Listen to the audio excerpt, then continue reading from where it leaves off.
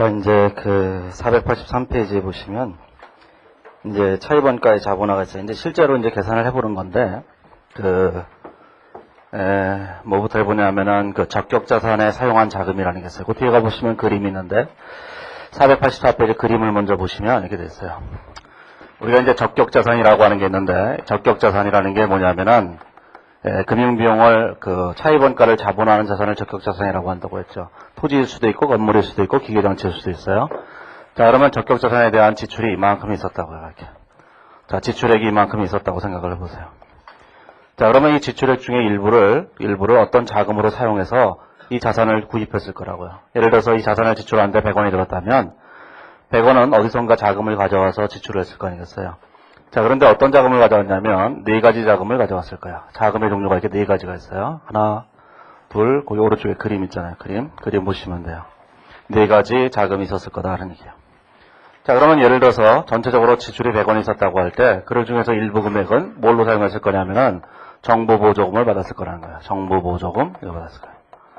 거기 그림 보이시죠? 왼쪽에 여기 484페이지에 보면 거기 그림 10-3 적격자산에 사용한 자금이라 갖고 자산 취득에 사용한 자금이 정부보조금이 있었을 거다라는 거예요. 정부보조금. 자, 정부보조금 말고 우리가 이제 건설계약이다 그러면은 건설계약인 경우에는 건설대금이 있을 거예요. 건설대금으로 수령한 금액이 있겠죠. 이렇게 수령한 금액이 이렇게 있었을 거예요. 이렇게 이런 금액으로 사용했을 거예요.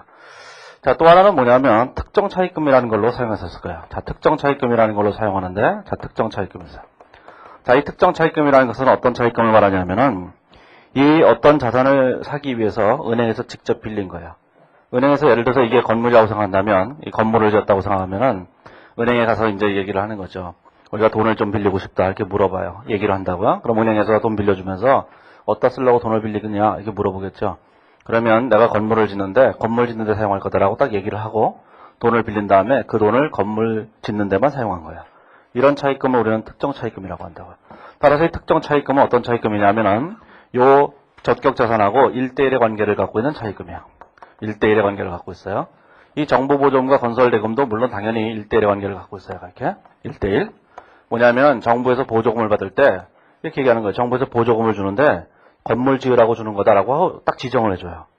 예를 들어서 건설회사에서 건설 그 발주자가 건설대금을 줄 때도 딱 지정해 주잖아요. 이 돈 주면 건물 짓는 데 써라 이렇게 지정해 주겠죠. 그러니까 이것도 1대1 관계를 갖고 있는 거고 이것도 1대1 관계를 갖고 있는 거예요. 자, 그 다음에 이제 이 두 자금을 빼고 나면 이제 어떤 자금으로 사용했냐면 일반 차입금으로 사용했을 거예요.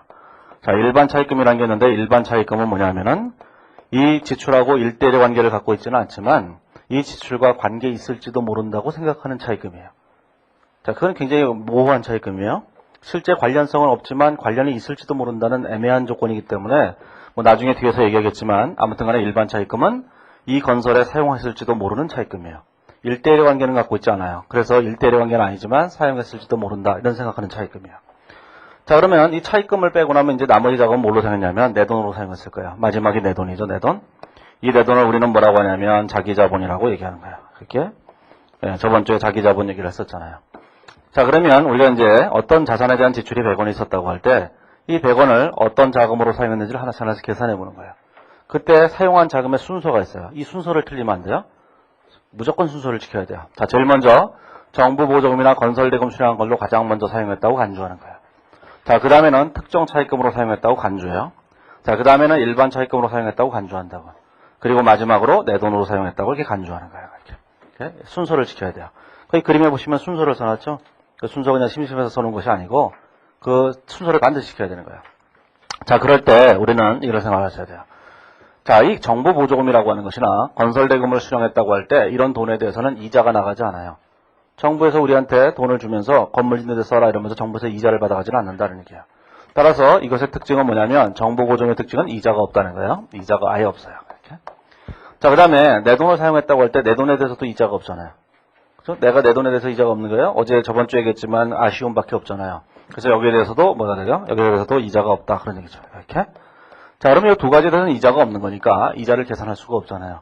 이자는 이 두 가지에 대해서만 이자를 계산하시면 돼요. 그래서 특정 차입금과 일반 차입금에 대해서만 이자를 계산하면 되는데 이 특정 차입금에 대해서도 이자를 계산하고 여기는 일반 차입금에 대해서도 이자를 계산해서 이 두 개를 이렇게 다 합산하게 되면 우리가 자본화할 차입원가가 얼마인지 계산돼 나오는 거예요. 예? 자, 그러면 이제 우리가 뭘 하냐면은 이쪽에 와보시면 이렇게 돼 있어요. 우리가 전체적인 적격자산에 대한 지출액이 이만큼 있다고 할 때 이 지출액 중에서 정보보조금으로 지출한 금액이 있는데 이 정보보조금은 실질적으로 따져보면 차입금이 아니에요. 차입금에 돈 빌린 건 아니다는 얘기예요. 정부에서 그냥 공짜로 준 거예요, 그냥. 그래서 우리 기준에서는 뭐라고 하냐면 이 정보보조금으로 받은 금액 또는 건설대금으로 수령한 금액을 차입금으로 보지 않고 뭘로 보냐면 이 지출액의 마이너스로 봐요. 이 지출액의 마이너스로 보기 때문에 이 금액을 뭐라고 하냐면은 정보보조금 받은 금액을 마이너스 지출액으로 본다고 해요, 이렇게. 그래서 우리는 이 전체적인 지출액에서 정보보조금을 뺀 금액, 요만큼을 우리가 뭘로 보냐면은 순지출액이라고 얘기하는 거예요, 이렇게. 순지출액? 이렇게 얘기하죠. 이렇게.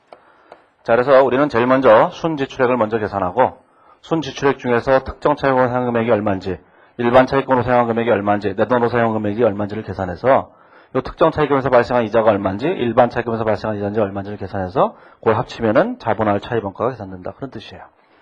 이 그림에 대한 구조를 알고 계셔야 돼요. 안 그러면 이제 얘기가 굉장히 복잡하기 때문에 혼란스러우니까 이 그림을 먼저 꼭 기억하셔야 돼요. 그래서 그림의 구조를 아셔야 된다, 구조를. 시험에서, 자, 여기 있는 정보보조금이라는 거는 잘 출제하진 않아요, 이건 객관식에서는 거의 출제하지 않아요. 그냥 객관식에서는 그냥 지출액이 있는데 특정 차입금이 또 일반 차입금이 있다 이러고 끝난다고 해요. 자, 그러면 우리가 꼭 여기서 아셔야 될 거는 거기 이제 오른쪽에다가 거기 이제 484페이지 그림에다 보시다시피 파란색으로 해놓은 거 있어요. 특정 차입금 해놓고 가로 열고 뭐라고 됐어요? 자본화기간 이렇게 돼 있죠. 일반 차입금 해놓고 뭐라고 됐어요? 회계기간이라고 돼 있어요. 자, 꼭 기억하셔야 될 거는 자, 이 특정 차입금은 자본화기간 중에 있는 것, 자본화기간 중에 발생한 것만 자본화라는 거예요, 무조건. 그런데 이 일반 차입금은 회계기간 전체에 걸쳐서 자본화라는 거예요. 회계기간 전체를 가지고 하는 거예요, 전체를. 요거는 이제 나중에 회계기간 전체가 뭔지 자본화기간이 뭔지를 꼭 구분하시면 돼요. 이게 이제 말로 하는 문제로 대단히 많이 나오는데 말로 하는 문제에서 얘네들을 이렇게 섞어버려요. 이렇게 섞는다고요. 이렇게. 그래서 무조건 특정 차입금이라는 말이 나오면 무조건 자본화기간이라는 말만 나와야 돼요. 문장에서. 예를 들어서 특정 차입금 얘기를 하는데 회계기간 전체가 나온다 그러면 무조건 다 틀린 거예요. 그 다음에 일반 차입금이 나오는데 자본화기간만이 나온다 그러면 다 틀린 거예요. 우리가 특정 차입금은 무조건 자본화기간 중에 것만, 그 다음에 일반 차입금은 회계기간 전체를 가지고 계산한다라는 걸 반드시 구분하셔야 돼요. 이게 좀 이따 이제 계산해 보면 좀 더 알아요. 그 이유가 뭔지에 대해서는. 자, 그래서 그 자본화기간, 회계기간이 가장 중요한 것이고, 그 다음에 오른쪽에 보시면 순서 1, 2, 3, 4가 있고 거기 보시면 뭐라고 있어요? 자, 특정 차입금은 직접 자본화한다고 되어 있죠. 거기 가로 열고 뭐라고 되냐면 일시투자 수익을 차감하는 거예요. 자, 그것도 기억하셔야 돼요. 일시투자 수익이 있는데, 자, 일시투자 수익이라고 하는 것은 뭐냐면은 은행에서 돈을 빌렸어요. 은행에서 돈을 빌렸는데 얼마를 빌렸냐면 돈을 50원을 빌렸죠. 자, 빌린 돈을 곧바로 지출에 사용할 필요는 없어요. 우리가 일단 돈을 빌려놓고 우리 건물을 건설해주는 사람한테는 돈을 천천히 주면은 그만큼 이득이 될 거 아니겠어요. 남한테 돈을 받을 때는 빨리 받고 돈을 줄 때는 늦게 준다. 이게 가장 기본이라고 했잖아요. 그래서 은행에서 50원어치 빌리게 되면 50원을 빌리게 되면 여기서 이자가 나가잖아요. 이거를 홀라당 여기다 다 줘버리면 이자를 내가 다 부담해야 되죠. 근데 만약에 이 50원을 다 주지 않고 예를 들어서 30원만 주고 나머지 20원은 자기가 갖고 있다가 MMF나 이런 데다 넣어놓으면 이자가 조금이라도 발생할 거 아니겠어요. 그렇죠? 50원이라고 생각하지 마시고 500억이라고 생각해 보세요. 이자가 꽤 돼요. 50억이라고 생각하면은. 그렇죠? 그러면 이자만큼 벌 거 아니겠어요. 적어도 직원 몇 명의 월급은 준다고 이자만 가지고도. 그렇기 때문에 되도록은 늦게 줘도 상관이 없잖아요. 그래서 그때 발생하는 수익을 뭐라고 하냐면 일시투자 수익이라고 하는 거예요. 이렇게. 예? 그래서 돈을 빌려놓고 그거를 지출하기 전에 MMF나 이런 데서 일시투자에서 번 수익, 그걸 일시투자 수익이라고 하는데 그 일시투자 수익을 특정 차입금인 경우에는 자본화할 차입원가에서 반드시 차감을 해야 돼요. 제외시켜야 된다고요. 이렇게. 자, 그런데 일반 차입금은 차감하지 않아요. 그래서 일반 차입금에서는 차감하지 않기 때문에 이것도 구분하셔야 돼요. 일시투자 수익 얘기가 나오면 특정 차입금은 무조건 차감해야 되니까 그게 나와야 돼요. 그런데 일반 차입금은 나오면 절대로도 안 된다. 그런 걸 생각을 하셔야 돼요. 자, 그러면 이제 484페이지에 오면, 자, 이번에 연평균 지출액을 계산하는데, 연평균 지출액을 도대체 왜 계산하나? 자, 우리는 지금, 요게 뭐냐면은, 요 지출액을 계산하는데, 요게 이제 지출액이에요. 어떻게 나눠지냐면은, 요게 뭐가 되겠어요? 요게 지출액이에요, 지출액. 요게 지출액이죠. 자, 이게 뭐냐면은, 사용한 자금이에요. 사용자금이에요, 이렇게. 자, 그러면 지출액이라고 하는 것을 뭘로 계산하냐면, 연평균으로 계산한다고. 연평균으로 계산해요, 지출을. 자, 자금은 뭘로 계산하느냐? 이것도 연평균으로 계산을 해요. 자, 우리는 이제 이런 생각을 해보세요. 왜 도대체 얘도 연평균으로 계산하고 얘도 연평균으로 계산해야만 하는지. 자, 우리는 이제 이런 생각을 해보실 필요가 있는데, 오른쪽에 485페이지에 그림이 있어요. 그림 10-4를 보시면, 자, 그림 10-4에서는 어떤 얘기를 하냐면, 자, 이렇게 얘기를 했죠. 그냥 단순하게 1월 1일부터 자, 12월 31일까지 전체가 자본화기간이었다고 생각을 해보세요. 그러면 지출이 있다고 할 때, 자, 지출액이 이렇게 되겠죠? 지출액이 처음에, 자, 1월 1일 날 이만큼의 지출이 있었어요. 자, 시간이 지나서 이만큼의 지출이 또 있었고, 지출이 자꾸 이렇게 늘어나는 거예요, 이렇게. 지출이 이렇게 늘어나죠, 이렇게. 그래서 12월 30일 이제 전체 지출액은 이만큼이에요. 자, 그러면, 자, 요 날은, 1월 1일 날은 요만큼의 지출이 있었고, 요 날에는 얼마큼의 지출이 있었냐면 요만큼의 지출이 있었던 거예요. 그럼 누적으로 지출이 이만큼이 된 거잖아요. 그 지출이 이렇게 늘어나게 되죠, 이렇게. 자, 그러면 이 지출이 있을 때마다 어떤 자금을 갖고 와서 지출에 사용했을 거 아니겠어요? 그러면 사용한 자금이 뭔지를 이제 정해야 되겠죠? 자, 사용한 자금을 정했다고 생각해 보세요. 자, 사용한 자금이 특정 차입금이라도 좋고 일반 차입금이라도 좋아요. 전부 다 그냥 특정 차입금이라고 해보세요. 자, 그럼 특정 차입금이라고 한다면 우리가 어떤 지출이 있다고 할 때 지출이 있을 때 1대1의 관계를 갖는 특정 차입금을 빌릴 수도 있고 미리 빌려놓을 수도 있고 나중에 빌릴 수도 있는 거 아니겠어요? 그렇죠? 일시적으로 내 돈을 넣었다가 나중에 돈 빌려가고 그걸 채워놓을 수도 있고 그런 거죠. 그러니까 연평균 그 특정 차입금이라는 게 어떤 차입금은 이날 빌려서 자, 이날까지 못 갚은 차입금도 있을 거예요. 이렇게. 자, 또 어떤 차입금은 뭐가 될 거냐면 이렇게 되겠죠. 어떤 차입금은 요날 빌려서 자, 요날 갚아버린 차입금도 있다고요. 이렇게. 자, 그러면 여기서 빨간색하고 파란색은 뭐냐면은 자금이에요. 사용한 자금이에요. 그런데 자, 노란색은 뭐냐면 사용한 자금이 아니라 지출액이라고요. 자, 이제 뭘 해야 돼요? 면적이 같아져야 된다고. 자, 이걸 계산하기 위해서 뭐가 필요하냐면 가위가 필요해요. 가위를 가지고 우리는 뭘 해야 되냐면 자, 빨간색을 생각해보세요. 빨간색 중에 요만큼은 뭐예요? 요만큼은 지출액 바깥에 있잖아요. 요걸 가위로 오리세요. 오려야 되잖아요. 오려서 자, 여기다 갖다 붙이는 거예요. 이렇게. 아, 어렵네. 자식들이 그냥 대충. 아무튼 이제 오려서 이렇게 붙이세요. 이렇게. 그러면 자, 요만큼은 뭐예요? 요만큼은 빨간색의 특정 차입금으로 사용한 거예요. 이만큼이. 그렇죠? 자, 이제 파란색 있잖아요. 파란색도 계산해야 되잖아요. 자, 파란색은 자, 요만큼은 빨간색이랑 겹치잖아요. 이거 오려야죠. 또 오려서 가위질을 여러 번 해가서 여기도 이만큼 붙이고 여기도 이만큼 붙이고 막 붙여야 돼요. 이게. 그냥 찍으세요. 힘들어 죽겠잖아, 이게. 차라리 찍는 게 낫죠. 그래서 이렇게 계산할 수가 없는 현실적으로. 너무너무 힘들잖아요. 그래서 연평균 지출액이라는 건 어떻게 계산하는 거냐면, 이렇게 계산하는 거예요. 이 밑에 있는, 요게 이렇게 돼 있잖아요. 요게, 이렇게. 자, 이렇게 돼 있죠, 이렇게. 지출액이 이렇게 돼 있는 거를, 얘를 어떻게 만들었냐면, 연평균으로 만들어버려요. 그래서 얘를 어떻게 만드냐면, 이렇게 직사각형으로 만들어버리는 거예요, 이렇게. 그러면 이 직사각형 빨간색의 면적하고 이 하얀색의 면적이 똑같게 돼요. 그렇게 만든 거를 우리는 연평균 지출액이라고 얘기한다고요. 그러면 여기 있는 차입금도 마찬가지예요. 여기 있는 차입금도 여기 보시면 어떻게 되냐면은 이렇게 되어 있겠죠. 자, 이제 노란색이 지금 저기서 어떻게 되어 있었냐면 빨간색이 이렇게 되어 있었죠. 이렇게. 그렇죠? 이렇게. 자, 이렇게 되어 있는 걸 1월 1일부터 12월 30일까지로 평균적으로 계산해 버려요. 그럼 연평균으로 계산하면 이게 이렇게 돼 버린다고 이렇게. 그렇죠? 그러면 여기 있는 파란색도 연평균으로 만들면 어떻게 됐어요? 파란색도 연평균으로 만들면 이렇게 바뀌어 버린다고요. 이렇게. 그러면 연평균 지출액이 이렇게 직사각형으로 바뀌었죠. 이렇게. 그러면 자, 연평균 차입금도 뭐예요? 직사각형으로 바뀌었다고. 그러면 이 연평균 차입액을 이 밑에부터 직사각형이니까 이게 차곡차곡 쌓아가는 거예요. 이건 A 특정 차입금, 이건 B 특정 차입금 이러면서 계산하는 거라고요. 자, 그러면 계산이 훨씬 더 편하죠. 이제는 가위질을 여러 번 할 필요도 없고 가위가 없어도 계산할 수 있을 거예요. 그렇죠? 그래서 얘가 연평균으로 계산하는 거예요. 자, 그런데 이걸 처음 계산하다 보면 머리가 무진장 아파요. 연평균이 잘 계산이 안 되거든요. 제가 공부했던 1980년대에도 이런 것들이 없었어요. 기준에 전혀. 이게 언제 생겼냐면 1997년에 IMF 이후에 처음 생긴 거라고요. 그런데 이거를 제가 강의하거나 공부할 때 생각해보니까 머리 아파 죽겠는 거예요. 연평균 지출액을 계산할 때. 그래서 연평균 지출액을 잘 계산하는 게 이 문제의 가장 중요한 핵심인데 그게 처음 공부하시는 분들은 잘 생각이 안 난다고요. 자, 언제 어떻게 할 것인가를 생각해 보세요. 저는 생각 하나만 바꿈으로써 이 모든 문제를 다 해결했어요. 생각을 바꾼다는 건 참 중요한 건데 자, 이제 이렇게 생각을 해보죠. 자, 연평균이라고 하는 개념은 이런 거예요. 자, 예를 들어서 연평균의 개념을 먼저 이해하시는 게 가장 필요한 거니까 자, 이렇게 생각해 보세요. 자, 지출이 딱 2번 있었다고 생각해 보세요. 1월 1일 날 지출이 있었고 자, 7월 1일 날 지출이 있었고 딱 2번 있었어요. 자본화 기간은 1년 동안이에요. 1년 동안. 자, 그런데 이날 현재 지출이 100원이 있었고 이날 현재 100원의 지출이 있었다고 생각을 해보세요. 자, 그런데 이 100원의 지출은 은행에서 돈을 빌렸어요. 어떤 차입금으로 돈을 빌렸다고요? 자, A라는 차입금으로 돈을 빌려서 사용한 거예요. 자, 요거는 은행에서 B라는 차입금으로 돈을 빌려서 사용한 거예요. 자, 그러면 요 A라는 차입금을 빌려서 사용했죠? 그러면 이 A라는 차입금은 요 1년 동안의 이자를 발생시켰을 거 아니겠어요? 1년 동안의 자본화 기간이니까. 자, 그러면 1월 1일 지출한 금액에 대해서 이자를 계산해 보면 요 100원의 지출이 있었는데 A 차입금에 대해서 이자율이 있었을 거 아니겠어요? 자, 이자율이 R%라고 생각을 해보세요. 거기다가 자 12분의 12개월 이렇게 곱하게 되면 요게 이자가 얼마라고 계산되겠죠? 이렇게.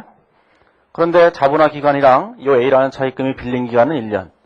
그 다음에 자본화 기간도 1년이니까 요 금액을 전부 다 자본화하면 된다 는 얘기야. 그렇죠? 이자를 전부 다 차입원가를. 자, 7월 1일을 생각해 보시면 자 7월 1일 날 100원의 지출이 또 있었는데 자 뭐가 됐냐면은 그때는 얼마 됐냐면은 7월 1일 날 지출이 있었으니까 B라는 차입금으로 빌려서 사용한 거예요. B라는 차입금의 이자율이 예를 들어서 알파%라고 생각한다면 여기다가 자 12분의 6개월치의 이자만 계산하면 되겠죠. 이렇게 계산할 거예요. 이렇게. 자, 그러면 이제 이자를 계산했어요. 자, 이자를 계산했다고 할 때 연평균이라고 하는 개념은 뭘 말하냐면 이걸 말하는 거예요. 여기는 이 이자율하고 여기는 요 월하고 요거를 두 개를 바꿔버려요. 두 개를 바꿔버리면 어떻게 되냐면 100 곱하기 자 12분의 12 곱하기 R% 이렇게 계산되겠죠.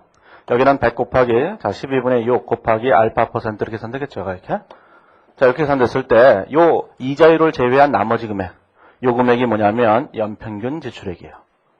연평균 차입액이기도 하고 이 100원이 만약에 차입금이다 그러면 연평균 차입액이고 요 100원이라는 게 지출액이다 그러면 연평균 지출액이 된다고. 자, 그런데 얘를 왜 우리가 그렇게 계산을 못하냐면은 우리는 습관적으로 금액이 빌린 돈이 있으면 빌린 돈에다가 이자를 먼저 곱해요. 왜 이자를 먼저 곱하냐? 습관이에요. 회계 원리 시절부터 그런 습관이에요. 어떤 금액에다가 자 여기에 대한 이자가 얼마냐 그러면 여기다가 이자를 먼저 곱하고 그 다음에 12분의 월수를 계산하는 게 이게 습관이라고요. 이걸 계산하지 말고 순서를 바꿔서 무조건 12분의 월수를 먼저 계산하세요. 그리고 나중에 이자를 곱해보세요. 그럴 때 이 이자를 계산한 산식에서 이자율만 빼버리면 언제나 연평균으로 바뀌어요. 아까 얘기했던 이거 자 이렇게 된 거 있죠? 이렇게 삐뚤 빼뚤 이렇게 된 게 있잖아요. 이게 이렇게 바뀌어요. 그냥. 그렇죠? 자, 이게 왜 이렇게 바뀌는지에 대해서는 좀 더 생각을 해보시고 그게 이해됐다면 아, 이것이 이자율하고 요 월수를 바꿔갖고 이자를 곱하기 전에 월수만 먼저 곱하면은 이게 연평균이 돼버리는구나 이런 생각을 하시면 돼요. 이게 차입원가의 자본화는 무조건 뭐라는 거냐면은 이 연평균을 계산한 다음에 여기다 어떤 이자를 곱할 것인가 이것만 정하는 거라고요. 특정 차입금이다 그러면 그 차입금 이자를 그냥 곱하면 돼요. 일반 차입금은 어떻게 하느냐? 나중에 이제 하는데 자본화 이자라는 걸 계산해서 그 이자율만 곱하면 자본화 차입원가가 얼마인지 딱 계산 나와요. 핵심은 어디에 있느냐? 이거 있어요. 이 순서 바꿈에 있어요.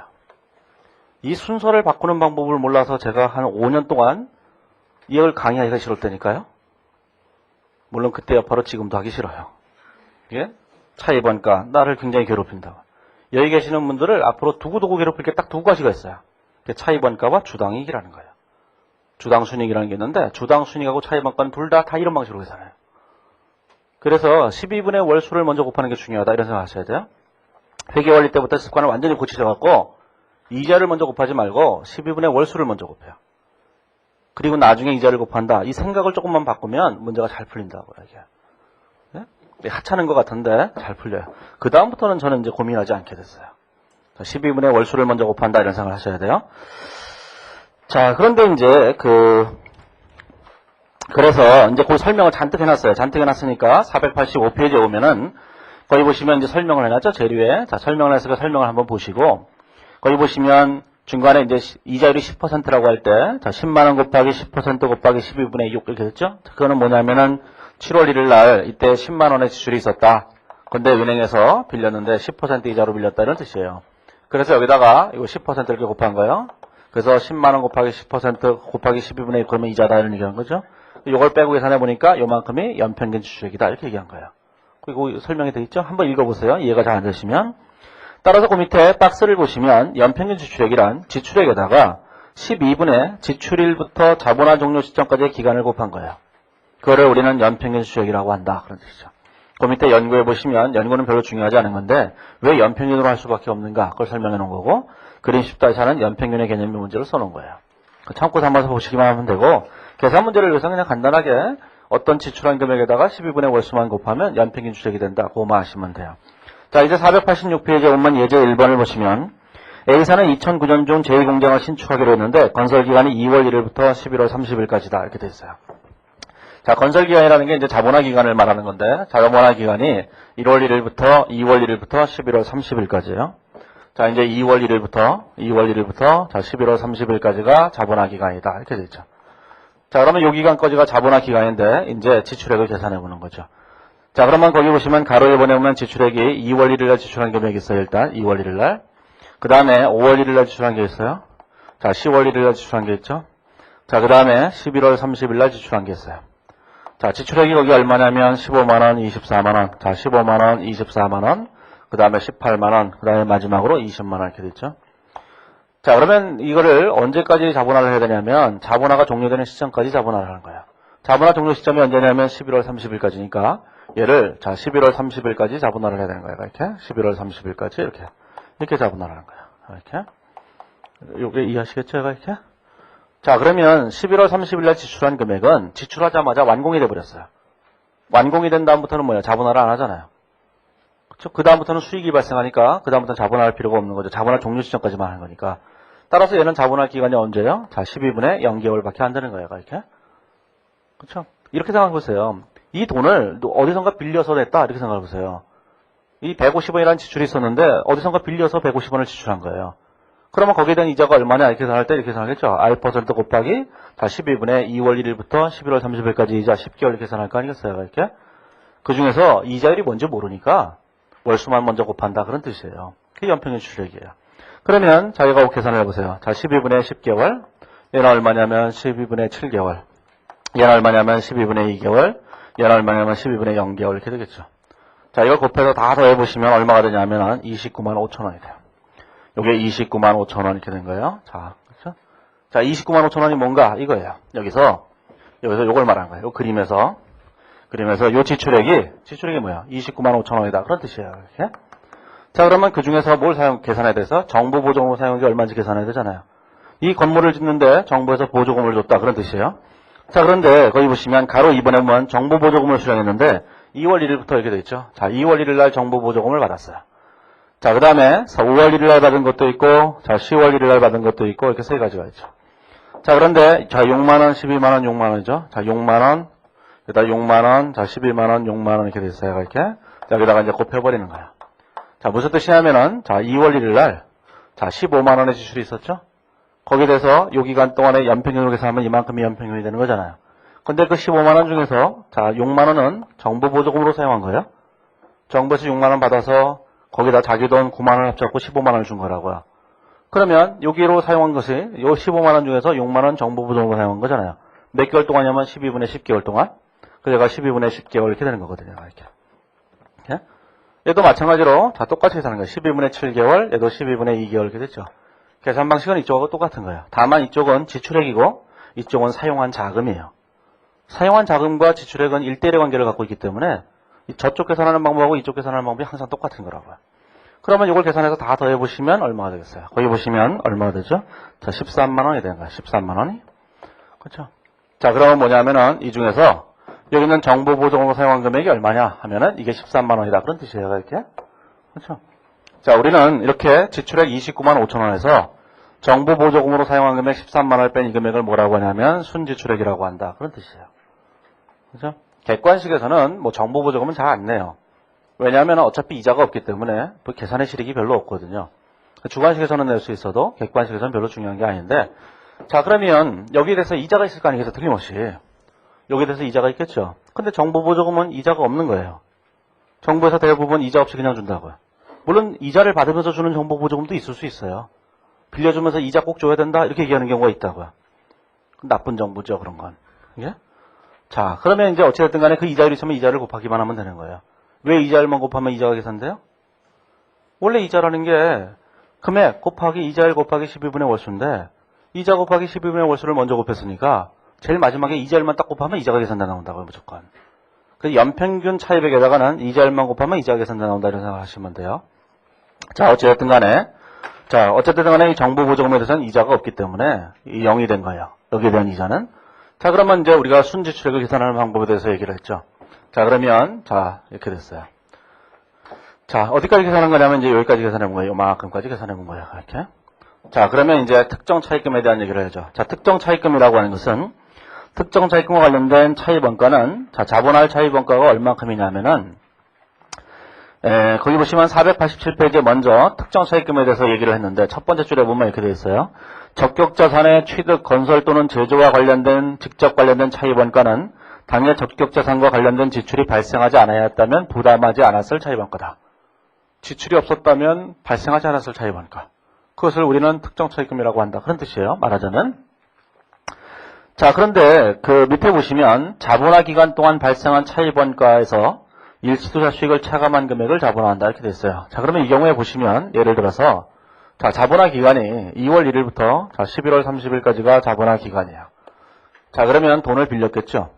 특정 차입금을 빌려서 사용했을 거라고요. 언제 빌린지는 몰라요. 그건 문제에 따라 다르니까 미리 빌려놓을 수도 있어요. 미리 빌릴 수도 있는 거 아니겠어요? 아니, 예를 들어서 자금 사정이 어떻게 될지 모르니까 미리 빌려놓는 경우도 있다고요. 그래서 미리 빌릴 수도 있고, 자, 처음에 지출할 때 빌릴 수도 있고, 나중에 빌릴 수도 있죠. 언제 빌리냐는 중요하지 않다는 얘기예요. 무조건, 자, 미리 빌렸든, 자, 중간에 빌렸든 간에 관계없어요. 특정 차입금은 무조건 자본화 기간 중에 있는 것만 자본하는 거예요. 무조건. 자본화 기간 바깥에 있는 이런 것들은 자본하면 안 된다. 그런 뜻이에요. 무조건. 자, 그러면 예를 들어서 그 밑에 그림이 하나 있으니까 그림을 한번 보시면서 생각해 보시면 자, 예를 들어서 2월 1일부터 자, 11월 30일까지가 자본화 기간이니까 이 기간 동안에 빌린 돈에 대한 이자가 있을 거예요. 자, 그래서 그 이자가 있겠죠? 이자 비용이 있을 거예요. 자, 요 금액을 자본화해야 되는 거예요. 이렇게 자본화를. 자, 그런데 우리가 돈을 빌렸다고 할 때 그 돈을 무조건 다 지출하지 않고 일부는 MMF 이런 데도 넣는다고 얘기했으니까 거기에 대해서 일시투자 수익이 발생했을 거라고요. 그 일시투자 수익이 있으면 일시투자 수익이 있겠죠? 일시투자 수익은 조금 있다가 지출에 사용해야 될 거 아니겠어요? 곧 MMF에서 빼서 사용했을 거예요. 그러면 요 기간 동안에 사용한 이 자금에 대해서 일시 예치한 금액에서 일시투자 수익이 이렇게 존재한다고요. 이렇게. 자, 그래서 이 이자 비용에다 일시투자 수익을 차감하면 요 두 개를 뺀 금액을 우리가 자본화할 차입원가라고 얘기하는 거예요. 언제나 얘도 차입원가, 자본화 기간 중의 것만, 얘도 자본화 기간 중의 것만 항상 계산하셔야 돼요. 양쪽을 전부 다. 자, 그러면 이제 자본화 기간 중의 것만 한다라는 걸 먼저 생각하셨고, 자, 뒤로 넘어가 보시면, 자, 이제 예제를 보시면서 하시는 게 훨씬 더 편해요. 여기 문제에서는 예제 1번과 예제 2번과 예제 3번이 연결되어 있는데, 자, 예제 2번을 보시면, 예제 2번의 가로 1번을 보시면 2009년 중 제1공장을 신축하기로 했는데, 건설기간은 2009년 2월 1일부터 11월 30일까지고, 지출액은 16만 5천 원이다. 이렇게 되어 있죠. 자, 요거는 똑같은데, 자, 지출액이 16만 5천 원인 거예요. 이렇게. 예제 1번을 그냥 요약해 놓은 거예요. 자, 이제 그 다음에 이제 뭘 해야 되느냐 하면은, 자, 이제 회사가 특정 차입금을 빌렸다는 거죠. 488페이지에 보면 가로 2번에, 자, A사는 건물 건설에 사용할 목적으로 2009년 2월 1일 날 금융기관으로부터 12만 원을 차입했는데, 차입금에 대한 이자는 연 12%고, 이 중에 6만 원은 2월 1일 날 계약금으로 주셨고, 나머지 6만 원은 중도금으로 주셨다. 이렇게 돼 있어요. 자, 그러면 얘 생각을 해보세요. 자, 이게 2월 1일이죠. 자, 2월 1일 날 돈을 빌렸어요. 얼마를 빌렸냐면은, 거기 보시면은 12만 원을 빌렸죠? 자, 12만 원을 빌렸는데 이 돈을 언제까지 못 갚았냐면 마지막까지 못 갚았죠. 연말까지? 별말 없으니까 그냥 못 갚은 거예요. 자, 그런데 이 12만 원을 다 사용한 것이 아니라 이 중에서 일부 금액 6만 원 지출했고 6만 원은 6월 1일에 중도금 지출했으니까 자, 6월 1일이 되는 이 시점에서 이 기간 동안에 6만 원이라고 하는 금액을 뭐에 사용했냐면 일시투자로 했죠. 일시투자라는 거예요. MMF 이런 데도 나왔다는 얘기예요. 이렇게. 자, 그러면 우리가 자본화 기간 중에 것만 자본한다고 했으니까 여기 2월 1일하고 요 중간에 있는 11월 30일이 있겠죠. 예? 자, 요 기간 동안에 발생한 이자가 얼마인지를 계산해야 돼요. 요 기간 동안에 발생한 이자가 얼마인지도 계산해야 된다고. 자, 그러면 요걸 먼저 계산해 보세요. 요거를. 자, 요 이자를 먼저 계산해 보죠. 이자 비용을 먼저 계산해 보세요. 자, 요 이자 비용이 어떻게 계산되냐면 자, 빌린 돈이 12만 원이죠. 자, 이자를 계산해 보세요. 습관적으로 이자를 먼저 곱하잖아요. 이자를 먼저 곱해도 돼요. 하지만 월수를 먼저 곱해보러 하세요. 그래야 편해진다니까요. 자, 월수를 먼저 곱했다고 해보죠. 자, 월수가 몇 개월이죠? 2월 1일부터 11월 30일까지니까 얘가 12분의 10이죠. 얘가 이렇게. 그렇죠? 예? 자, 여기다가 뭘 곱해야 돼요? 이자를 곱해야 된다고. 자, 이자율이 몇 퍼센트냐면 거기 보시면 이자율이 12%니까 여기다 12%를 곱하면 이자가 계산돼 나왔어요. 자, 그래서 12,000원의 이자가 이렇게 계산됐죠. 이렇게. 자, 이자가 이제 12,000원이 된 거예요. 자, 그 다음에 그 중에서 6만 원을 일시투자에 사용했다고요. 그럼 여기서 뭐가 발생하냐면, 자, 일시투자 수익이 발생하죠. 일시투자 수익이라는 게 이렇게 발생하게 돼요. 그럼 일시투자 수익이 6만 원이라고 하는 금액을 투자를 했죠. 어디다 투자를 했냐면은, 거기 보시면 가로 3번에 보면 4개월 만기의 환매처에 투자했어요. 자, 4개월 만기 환매처니까, 자, 4개월짜리죠. 자, 12분의 4개월 동안 투자를 한 거예요. 그때 이 환매처의 수익률이 몇 %냐면 연 4%예요. 이거 4% 이렇게 된 거죠. 이렇게 된 거예요. 자, 그러면 이걸 계산해 보시면 얼마가 됐냐면은, 여기 보시면 800원 이렇게 됐죠. 자, 그러면 이 자본화 기간 동안에 이 특정 차입금 때문에 발생한 이자가 얼마냐면 12,000원. 그 특정 차입금을 일시적으로 투자를 해서 벌어들인 게 800원. 그래서 이 두 개를 빼게 되면 얼마냐면 11,200원이라는 금액의 이자를 성수하게 지출한 거예요. 이 금액이 자본화할 금융비용이 돼요. 이게 특정 차입금 관련해서 자본화할 금융비용을 이렇게 계산하는 거예요. 자, 지출액에서 이자 비용에서 일시투자 수익을 빼는데 무조건 자본화 기간 중에 것만 빼는 거예요. 자, 그러면 우리가 뭘 했냐면 이런 얘기를 한 거죠. 어떤 얘기를 했냐면 여기서 이걸 한 거예요. 자, 이 전체적인 순지출액이 이만큼 있었던 거잖아요. 그렇죠? 이만큼 중에서 자, 특정 차입금을 얼마를 사용했어요. 그게 얼마인지는 모르지만 거기에 대한 이자가 지금 얼마라는 거예요. 저기 보시면은 11,200원이다. 그런 뜻이에요. 자, 그러면 우리는 뭘 해야 되냐면은 이만큼의 지출액 중에서 특정 차입금으로 사용한 금액이 얼마인지를 계산해야지만 남는 금액을 다른 데 사용했다. 이렇게 얘기할 수 있을 거 아니겠어요. 이렇게. 그러면 특정 차입금으로 사용한 금액이 얼마인지를 계산하셔야 돼요. 계산은 어떻게 하죠? 무조건 연평균으로 한다니까요. 그렇죠? 무조건 연평균으로 한다는 얘기는 무슨 얘기냐? 이쪽이 연평균 주액이고 이쪽은 연평균 차입액이에요. 연평균 주액과 연평균 차입액은 똑같은 거예요. 연평균 차입액은 빌린 거고 연평균 주액은 그냥 지출한 것에 불과한 거니까 자금이 들어왔느냐 나갔느냐의 차이밖에 없지 양쪽은 똑같은 거라고요. 따라서 우리가 여기서 이 이자율만 빼버리면 뭘로 바뀌어요? 이게 연평균 차입액으로 바뀌는 거예요. 항상 이자를 계산하는 산식에서 이자율만 빼면 연평균이 된다. 이걸 기억하셔야 돼요. 안 그러면 이 문제가 되게 어렵고 힘들어서 잘 안 풀린다고 이렇게. 그래서 이 이자율만 빼세요. 이자율만 빼면 요만큼이 남겠죠, 이렇게. 자, 그러면 이건 뭐죠? 자, 이만큼이 얼마가 돼요? 10만 원이죠, 10만 원. 그죠? 자, 요만큼이 뭐예요? 이걸 계산해 보시면 자, 얼마 돼? 2만 원이 되죠, 2만 원이. 그럼 뭐냐면은 자, 빼게 되면 8만 원이죠. 자, 요 금액이 뭐예요? 특정 차입금에 대한 연평균 차입액이 되는 거예요. 자, 여기다가 이자율만 곱하면 뭐가 돼요? 얘가 돼요. 근데 이 이자율이라는 것이 여기서는 이제 그 차입 이자율과 투자 이자율의 차이를 계산해야 되는데 이게 기간도 틀리고 그러기 때문에 유효자를 계산하기가 되게 힘들다고요. 그래서 그냥 이렇게 따로따로 계산하는 게 훨씬 더 편해요. 실질적으로는. 자, 어찌됐든 간에 요거는 연평균 차입액이고 요거는 거기에 대한 이자예요. 자, 그러면 이 연평균 차입액은 뭐냐? 요 금액은 저 16만 5천 원 중에서 8만 원은 특정 차입금으로 사용했다. 그런 뜻이에요. 자, 그러면 여기다가 이렇게 보시면 자, 16만 5천 원 중에서 자, 특정 차입금으로 사용한 게 얼마죠? 자, 8만 원이에요. 거기에 대한 이자가 얼마예요? 11,200원 이자가 이렇게. 그렇죠? 그러면 자, 16만 5천에서 8만 원을 빼게 되면 얼마나 남았냐면 8만 5천 원밖에 안 남았어요. 이 8만 5천 원은 뭘로 사용하냐면 일반 차입금으로 사용한 거예요. 순서를 시켜야 된다고 했잖아요. 자, 우리가 예제 1번에서 제일 먼저 얘를 뺐죠? 예제 2번에서 얘를 뺀 거예요. 그러면 이제 남아있는 걸 가지고는 일반 차입금으로 사용했다 이렇게 봐야 된다고요. 그렇죠? 자, 이제 여기까지 얘기하면 돼요. 자, 그래서 이제 거기 있는 걸 보시면 자, 488페이지를 한번 보시면 특정 차입금으로 사용한 연평균 추액이 있는데 특정 차입금으로 사용한 연평균 추액에서 우리 파란색 글씨로 해놨죠? 연평균 차입액은 자본화할 차입원가를 산정하는 산식에서 이자율만 빼면 된다. 그게 가장 중요한 문구예요. 이자를 빼면 되고요. 거기 있는 그 박스, 488페이지에 있는 그 박스가 487페이지에 있는 그 박스하고 차이점이 뭐냐? 이자율을 뺐다 그런 얘기예요. 여기서 요 얘기한 거죠, 요거 이자를 뺀 거예요, 이자를. 이렇게. 그걸 꼭 기억하셔야 돼요. 이게. 자, 그러면 이제 489페이지에 오면은, 자, 4번에 일반 차입금과 관련된 차입원가가 있어요. 자, 일반 차입금이라는 게 도대체 뭐냐라는 건데, 자, 489페이지에 오면은, 여기 첫 번째 문단에 뭐라고 되냐면은, 특정 차입금과 달리 일반 차입금은 적격자산의 취득을 위하여 직접 차입한 차입금이 아니므로 차입원가를 직접 자본할 수 없다. 그 얘기는 무슨 뜻이냐면은, 자, 이 특정 차입금이라고 하는 것은 은행 가서 얘기를 하는 거예요. 은행 가서 돈 좀 빌려달라. 1억 원만. 너 어디다 쓸래? 나 건물 건설하는 데 쓸 거야. 이렇게 얘기했다는 거예요. 그리고 그걸 건물 건설하는데 갖다 쓴 거예요, 실제로. 이런 건 특정 차입금이 아니에요. 은행에서 1억 원만 빌려주세요. 어디다 쓰려고요? 그러면 건물 지으려고요. 아, 그래요? 그럼 1억 원을 빌렸어요. 그 돈을 내고 강원랜드로 가요. 이게 뻥튀기해서 지으면 건물이 한 3채가 될 거 아니겠어요? 그렇다면 걔는 특정 차입금이 아닌 거예요. 혹은 은행에서 돈을 빌렸는데 그냥 대충 빌렸어요. 1억 원만 빌렸어요. 왜요? 그러면 그냥 빌리고 싶어요. 이거 빌린 다음에 혹은 또 운영자금으로 쓰려고 빌려주세요. 그리고 운영자금으로 빌렸다고 해보세요. 그러다가 빌리고 난 다음에 생각해보니까 이걸 가지고 건설에 사용하는 게 좋겠어요.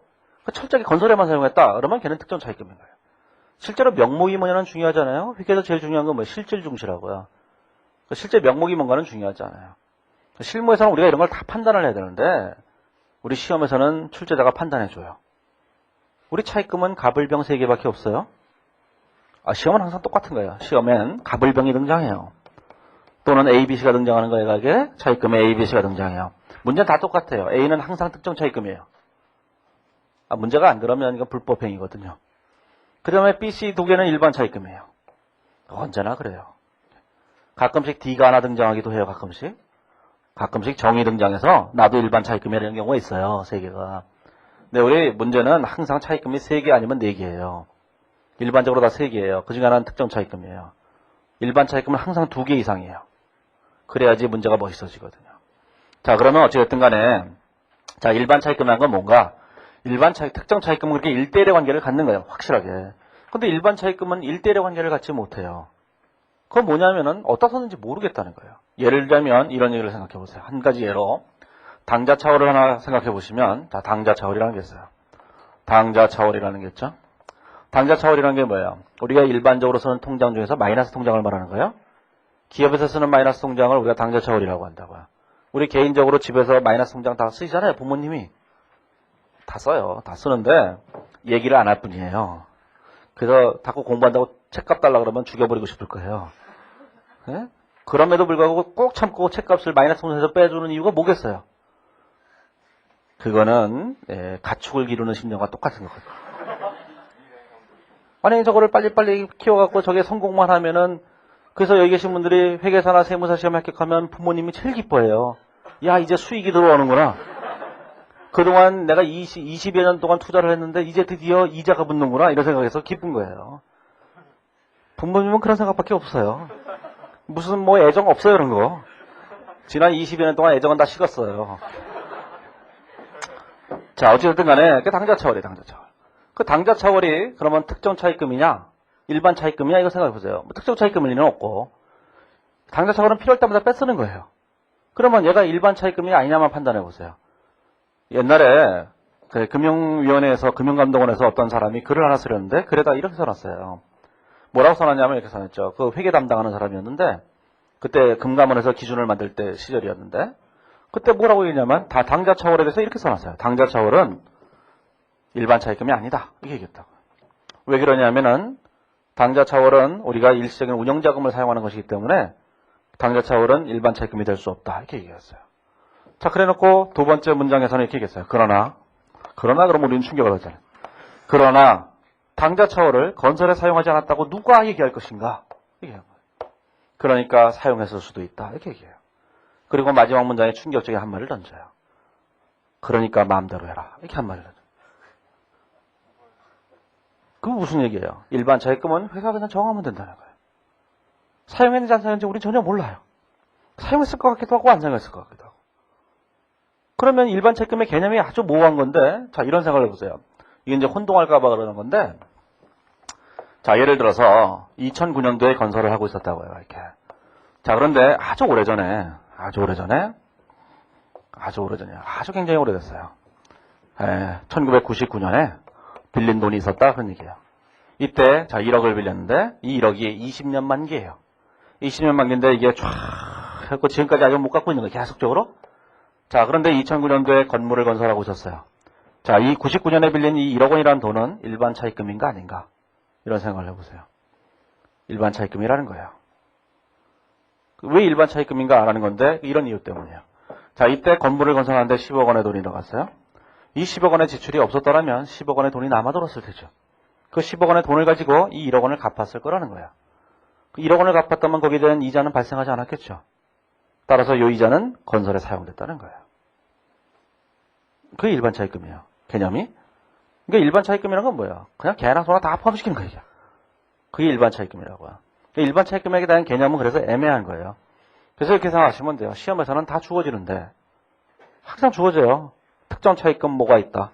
일반 차입금 뭐가 있다. 실무적으로 우리가 다 판단해야 되지만 우리는 실무하는 게 아니거든요. 그래서 실무적인 판단은 나중에 하셔도 좋고 지금은 무조건 뭐가 되는 거예요? 차입금, 특정 차입금 빼곤 다 일반 차입금이에요. 그래서 시험에서 이렇게 주어지는 거예요. 차입금이 이만큼 있다. 자, 그런데 얘는 특정 차입금이다. 딱 주어져요. 나머지 다 일반 차입금이다. 이렇게 하는 거죠. 가끔씩 이런 미친 문제도 있어요. 자료를 주고는 D, 얘는 아무 차입금도 아니다. 이렇게 주는 경우가 있어요. 얘는 특정 차입금도 아니고 일반 차입금도 아닌데 내가 그냥 심의시험에서 넣었다. 이런 문제도 있어요. 그건 1997년도 초창기 문제고 요즘은 그런 문제 없어요. 요즘은 다 차입금이 다 특정 차입금 아니면 일반 차입금이에요. 그러니까 우리가 판단할 필요는 없어요. 아무튼 일반 차입금이라는 개념이 그렇다는 거예요. 자, 그러면 일반 차입금이라는 것이 여러 개가 있겠죠. 기본적으로 일반 차입금이 하나만 있으면 안 된다고요. 자, 일반 차입금이 예를 들어서 A라는 차입금, B라는 차입금 이렇게 두 개가 있었다고 생각을 해보세요. A라는 차입금에 대한 이자율은 12%고 자, B라는 차입금에 대한 이자율은 8%예요. 자, 그러면 요 남아있는 85,000원을 뭘로 사용했냐면 일반 차입금으로 사용했다는 건데 요 85,000원을 A라는 차입금으로 사용했다면 자본할 차입원가가 이렇게 굉장히 늘어나게 될 거예요.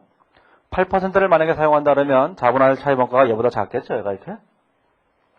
그러면 얘를 사용했다고 하느냐, 얘를 사용했다고 하느냐에 따라서 자본할 차입원가가 달라지게 된다고요. 하지만 우리는 뭘 사용했는지 전혀 모르는 거잖아요. 그래서 이 차입원가에 대한 기준서에서는 뭐라고 얘기한 거냐면은 이러한 차입금들을 그냥 평균적으로 사용했다고 그냥 가정을 해버려요. 뭘 사용했는지 모르니까 이런 것들을 평균적으로 사용했다고 가정하고 이것들에 뭘 계산하냐면 가중평균 차입이자를 계산한다고요. 그 가중평균 차입이자를 우리는 뭐라고 하냐면 자본화이자율이라고 얘기하는 거예요. 그 자본화이자율 있죠? 거기 보시면 489페이지에 보시면 489페이지에 보면은 자, 첫 번째 문단에 뭐라고 했어요? 자, 첫 번째 문단의 두 번째 줄에 보시면 또한 일반 차입금은 상이한 이자를 갖는 다양한 차입금으로 구성되어 있기 때문에 어느 차입금을 사용하였다고 가정하는지에 따라 자본할 차입원가 금액이 달라진다. 좀 아까 말씀드린 거잖아요. 이러한 문제점들을 해결하기 위해서 일반 차입금에 대한 차입원가는 평균적으로 사용했다고 가정하고 적격자산에 대한 지출액에 자본화이자를 곱하는 방식으로 계산한다. 그래서 자본화이자를 곱하는 방식. 이게 자본화이자를 요 85,000원에다가 그냥 자본화이자를 딱 곱해버리고 그냥 끝내버리는 거예요. 그럼 자본화이자율이 뭐냐? 일반 차입금들의 가중평균 차입이자를 말한다. 그런 뜻이에요. 자, 그래서 그 밑에 보시면 자본화이자를 계산하는 방식으로 써놨죠. 자, 실제 예를 가지고 해보시는 게 제일 좋아요. 자, 이때 주의할 거는 뭐냐면은 회계기간 전체를 가지고 해야 된다는 거예요. 자본화 기간을 따지지 말라는 거예요. 그래서 거기 밑에 박스를 보시면 이렇게 돼요. 자본화 이자를 뭐라고 했어요? 자본화 이자를 보시면 분자에 회계기간 중 발생한 차입원가 이렇게 됐죠? 그걸 꼭 기억하셔야 돼요. 자, 이제 예제를 가지고 해보세요. 거기 보니까 491페이지에 보면 예제 3번을 보면 자, 뭐라고 나와 있냐면은 이렇게 나와 있어요. 자, A사는 2009년 중 건설한 제2공장의 건설 기간은 이렇게 됐는데 여기까지 설명해 놓은 거예요. 여기까지를. 예제 2번까지를 설명해 놓은 거예요. 자, 이제 예제 3번에서는 그 다음 얘기를 하고 있는 건데 자, 예제 3번에서는 그 다음 얘기를 하고 있는 건데 자, 무슨 얘기를 하고 있는 거냐면은 차입금이 갑각을 두 개가 있다. 그런 얘기죠. 자, 거기 가로 2번에 보면 일반적으로 사용되고 차입되고 사용된 A사의 일반 차입금들은 갑각을 두 가지가 있는 거예요. 자, 갑하고 을 두 가지가 있어요. 갑하고 을 두 가지가 있죠. 자, 차입한 기간이 차입일이 3월 1일 날 차입했어요. 갑은. 자, 3월 1일 날 차입했는데 얘를 못 갚았죠. 그래서 12월 31일까지 차입 기간인 거예요. 그렇죠? 미상환돼 있잖아요. 자, 그런데 을은 2008년 5월 1일 날 빌렸는데 2009년 10월 31일 날 갚았어요. 자, 언제 빌렸냐는 중요하지 않다고 얘기했잖아요. 그러면 얘는 올해 언제까지 썼어요? 1월 1일부터 자, 10월 31일까지가 차입 기간인 거죠, 얘가 이렇게. 그렇죠? 자, 그러면 우리가 생각을 할 때 이렇게 생각을 하셔야 된다는 거예요.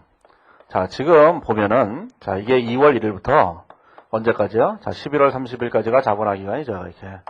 근데 차입금 갑이라고 하는 것은 자, 3월 1일부터 요때까지가 차입금 갑의 기간이에요. 그렇죠? 이렇게.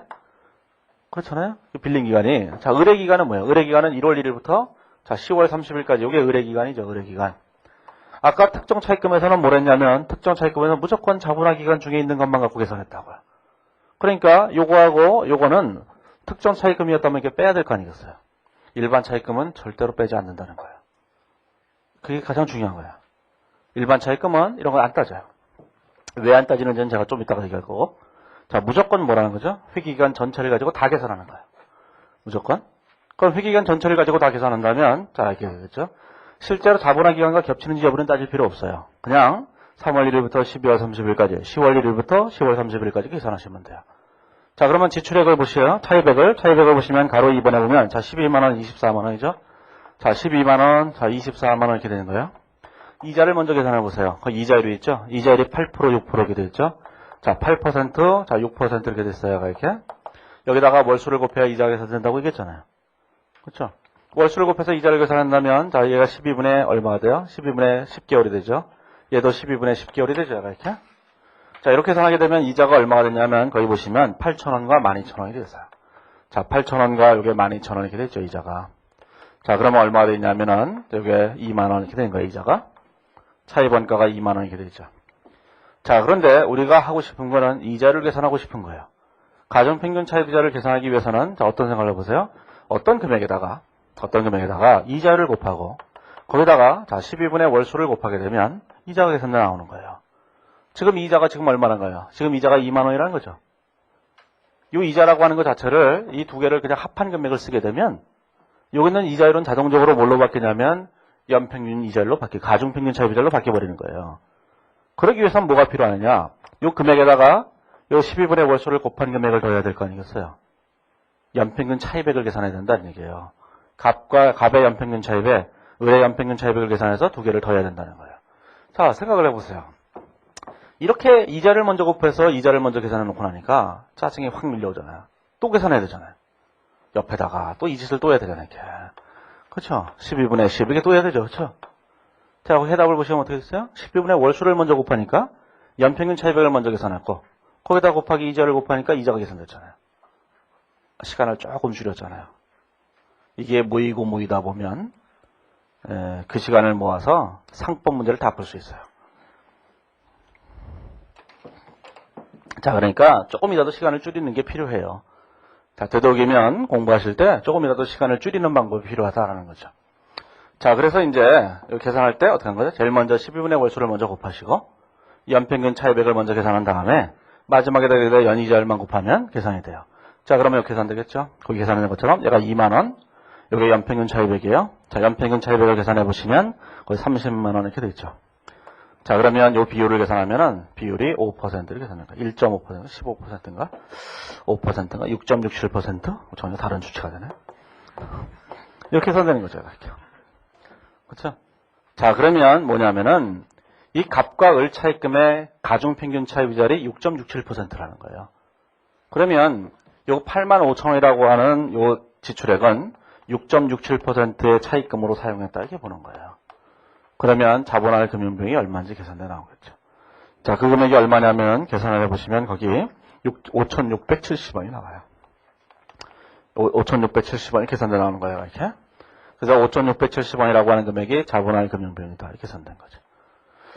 자, 그러면 이제 문제는 이 자본화의 금융비용 5,670원이라는 건 좋은데 우리가 생각을 해보시면은 어떤 생각을 해보시면 되냐면은 이 이자율이라고 하는 것 자체는 모든 걸 다 평준화시켜버려요. 평준화시켜버린다는 얘기는 우리 생각은 이런 거죠. 우리 생각은 삼성전자가 무진장 이익이 많이 나니까, 뭐 작년에는 아니지만 이익이 무진장 많이 나니까 이 삼성전자의 이익이 뭐 옛날에 한 10조 막 이렇게 나잖아요. 그렇죠? 그러면 우리 동네 요 앞에 있는 구멍가게 있잖아요. 우리 슈퍼 있어요. 우리 슈퍼도 너무 무시하지 마세요. 자, 우리 슈퍼가 있는데 우리 슈퍼는 뭐 한 5천만 원 벌지 모르죠? 5천만 원 번다고 생각해보세요. 5천만 원을 벌어요. 5천만 원을. 자, 그러면 삼성전자의 수익률은 엄청날 거라고 생각해요. 하지만 삼성전자의 수익률을 비교해보세요. 수익률을. 자, 수익률이란 투자한 금액 대비예요. 이자율을 말하는 거라고. 삼성전자는 투자를 할 때 얼마 10조를 투자했어요? 뭐 100조를 투자했을지도 모르죠. 그게 10%의 수익률이죠? 자, 여기는 얼마를 투자했어요? 한 3천만 원 투자했을지도 모르잖아요. 그럼 수익률이 얼마가 되냐면 100%가 넘잖아요. 1억을 투자했다. 그래도 단순하게 50%죠? 수익률이 제일 높은 기업이 어디예요? 그지들이에요. 그지들은 투자 금액이 없기 때문에 수익률을 계산할 수가 없어요. 세상에서 가장 훌륭한 기업이 뭐냐? 거지예요, 거지. 그래서 노숙자가 그렇게 많은 거예요. 제일 편하거든요, 이게. 그 생활도 오래 하면 즐기게 돼요. 자, 그래서, 아니, 사실 뭐 어쩔 수 없이 노숙 생활을 하시는 분들도 있지만, 그게 좋아서 하는 사람들도 있어요. 아, 진짜로. 자유로운 영혼이 돼서 그런 사람도 있다고요. 자, 어찌됐든 간에, 이 이자율이라고 하는 것은 모든 걸 다 평준화시켜버려요. 그래서 예를 들어서 연평균 차입액이 3만 원밖에 안 되는 회사가 있다고 생각해보세요.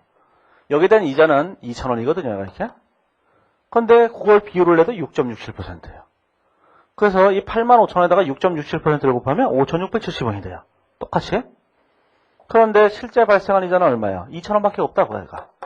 그래서 이렇게 자본화 이자를 가지고 얘를 계산할 때는 이 이자가 실제 발생한 이자랑 이렇게 비교를 하셔야 돼요. 그래서 이자 비용보다 작아야만 돼요. 예?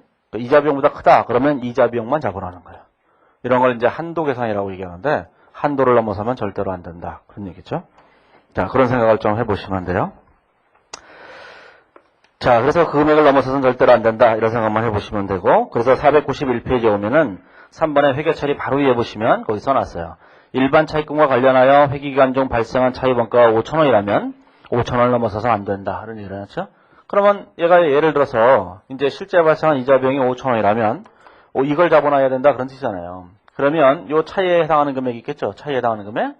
그 1,670원이라 670원이죠. 670원.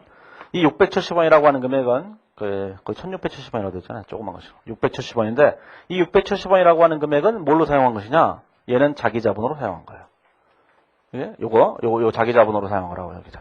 그래서 자기 자본에 대해서 자본화할 금융비용은 아예 계산하지 않기 때문에 요 금액은 한도 계산을 함으로써 자동적으로 요걸 제외시키는 거예요. 자본화할 거를. 자, 그러면 이제 여기서 어떤 생각을 해보셔야 되냐면 왜 한도가 5,000원일까? 이렇게 생각을 해보세요. 그래서 이제 예를 들어서 이런 예를 하나 들어보죠. 그 왼쪽에 그림이 하나 있어요. 자, 490페이지 오면 그림 10-6에 그림이 하나 있는데, 자, 그림 10-6을 보시면 10-6에서는 이런 얘기를 하는 거예요. 자, 우리가 이제 요 기간이 자본화 기간이거든요.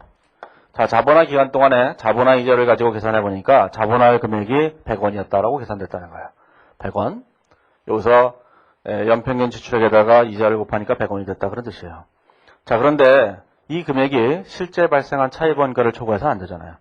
자, 그래서 일반 차입금에 대해서 계산을 해보니까 요 자본화 기간 동안에 일반 차입금에 대한 차입원가는 60원이었는데 회기간 전체에 대해서 일반 차입금에 대한 차입원가는 80원이었다 그런 뜻이에요. 이때 이 100원은 실제 발생한 이자를 초과하니까 자본화 금액에 한계가 있잖아요. 한도가 얼마까지냐는 거예요. 이때 무조건 80원이 한도다 그런 뜻이에요. 이걸 기억하셔야 되는 거예요. 한도라는 게, 자, 회계기간 동안에 발생한 이자 비용을 한도라는 거예요. 자, 그러면 이제 아주 황당한 경우가 발생하게 돼요. 자, 특정 차입금이 있었다고 할 때 특정 차입금이 요 기간 동안에 빌린 특정 차입금이 있다고 생각해 보세요. 그럼 특정 차입금은 자본화 기간 중에 것만 갖고 자본화를 하니까 얘만 자본화가 되죠. 얘네들은 자본화가 안 된다고 이게 절대로. 자, 그렇게 되게 되면 뭐가 되냐면, 자, 특정 차입금은 자본화 기간 바깥에 건 다 빠져버렸어요. 일반 차입금은 아무 관계도 없는데 자본화 기간 바깥에 있는 것까지 다 포함시켜야 돼요. 그렇죠? 그래서 말이 안 된다는 거예요. 여기에 대해서 이제 많은 사람들은 엄청난 비난을 해대요. 뭐냐 저게. 그런데 자, 그들의 마음도 읽어보면 이런 거예요. 자, 그들은 왜 이런 방식을 선택했을까라는 건데 그건 실무적인 이유 때문이에요. 우리가 생각을 해보면 이건 말도 안 되는 거거든요. 하지만 우리가 잊지 말아야 될 거는 우리 책에 있는 대부분의 사례들은 단순화되어 있다는 거예요. 실무는 얘보다 훨씬 더 복잡해요. 그렇기 때문에 실무적인 문제를 생각해 본다면 얘가 말이 안 된다고요. 자, 예를 들어서 이렇게 생각해보세요. 예를 들어서 요 금액을 한도로 하려면 자본화 이자를 요 기간 동안에 해당하는 자본화 이자를만 계산하면 돼요. 근데 왜 그렇게 할 수 없는가 하는 거죠. 왜 회기간 전체를 가지고 가는가? 왜 자본화 기간 동안에 있는 것만 자본화 이자를 계산하지 않고 왜 회기간 전체로 확정시켰는가라는 것은 이런 이유 때문이에요.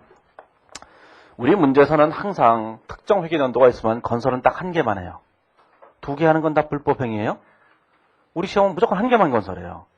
하지만 실무에서는 한 개의 건설이 끝났을 때 다른 걸 건설하는 법이 어디 있어요?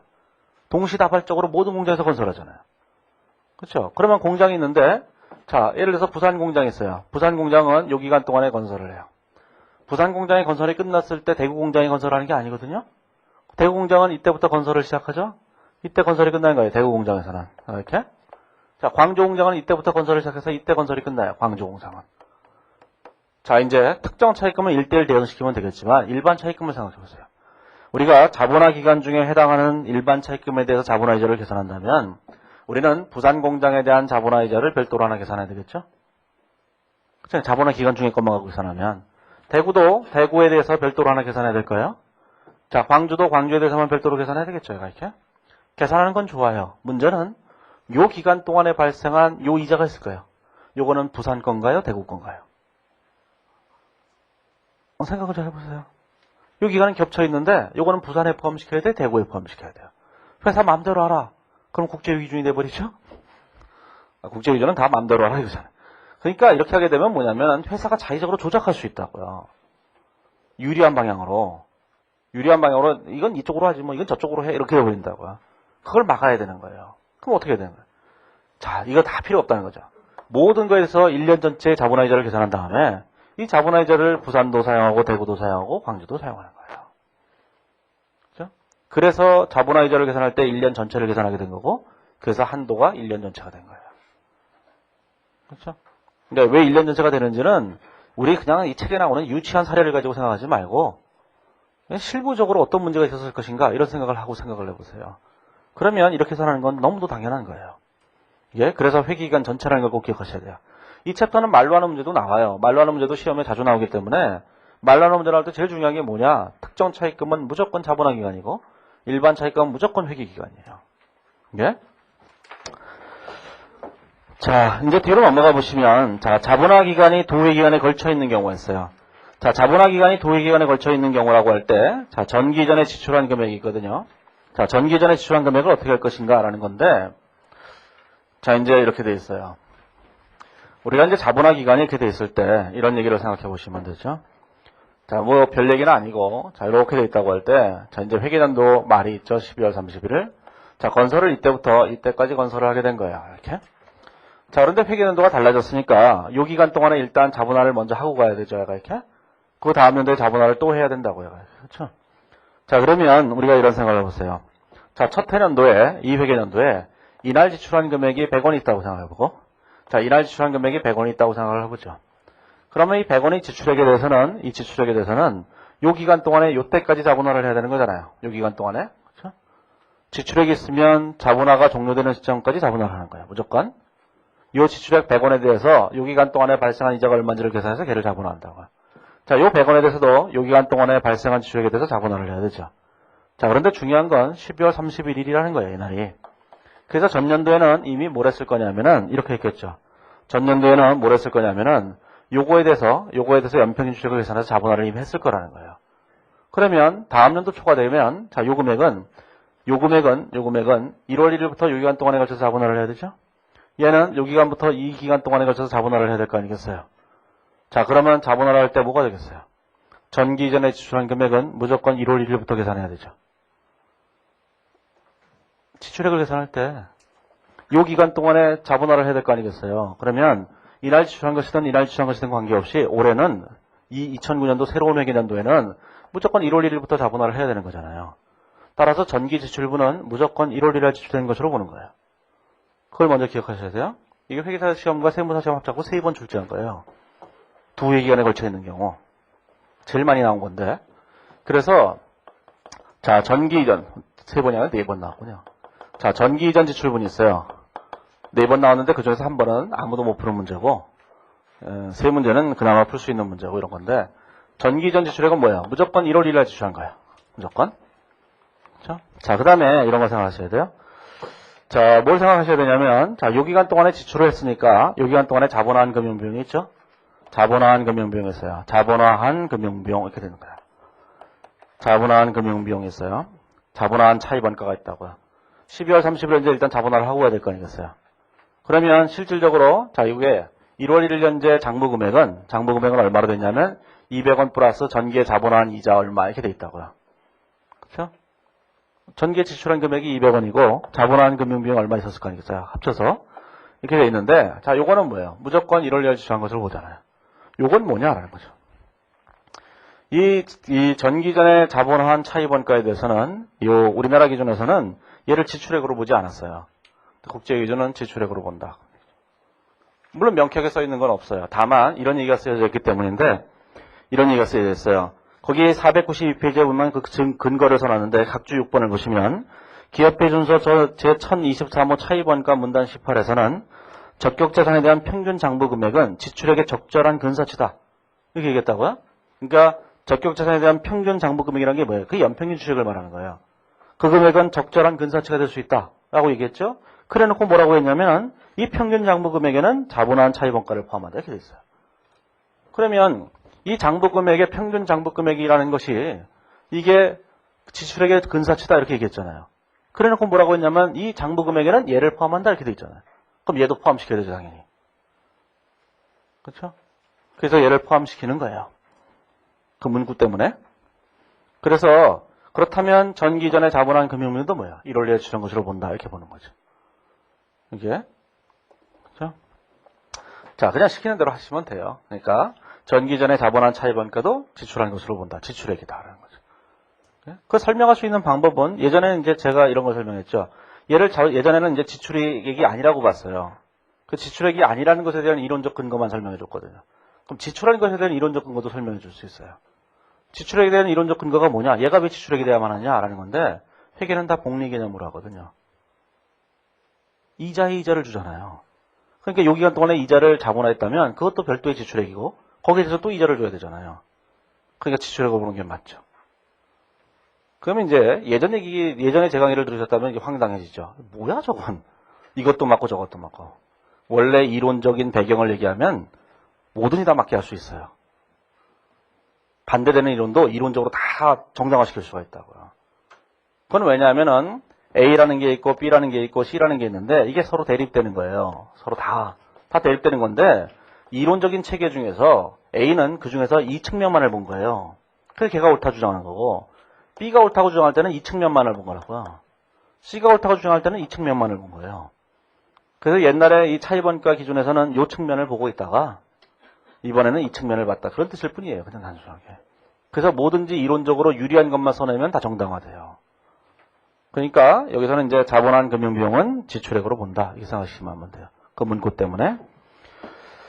자, 그래서 뭐 별 얘기는 없죠. 그러다 보니까 이제 전기 전에 2월 된 금액은 1월 1일부터 지출한 것으로 본다. 그럼 그다음부터 아무 얘기도 할 게 없는 거예요.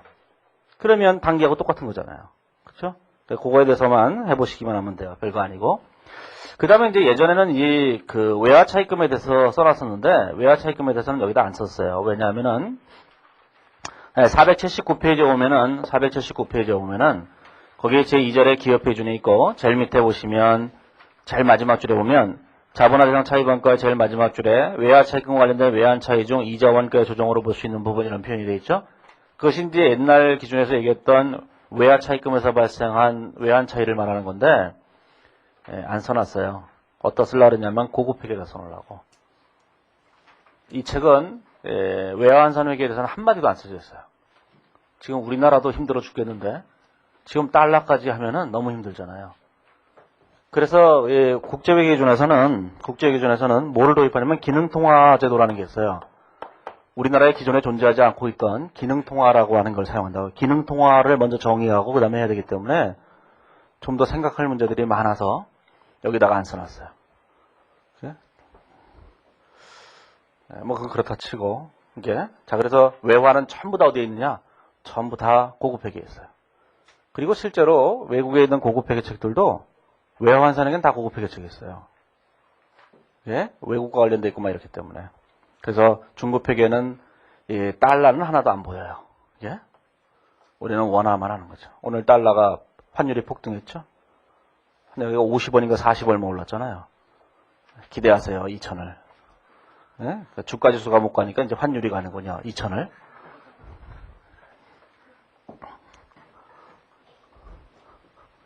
아무튼 간에 환율이 폭등했어요. 주가는 폭락하고 환율은 폭등하고.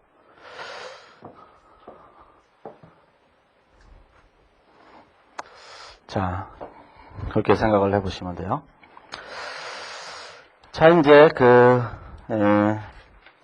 뒤로 가보시면은, 자, 이제 다음 챕터로 가보시면은, 513페이지에 오면 11장에 가보면, 이제 무형자산이 나오는데, 자, 여기부터는 잠시 쉬었다가 얘기를 하죠. 무형자산부터는.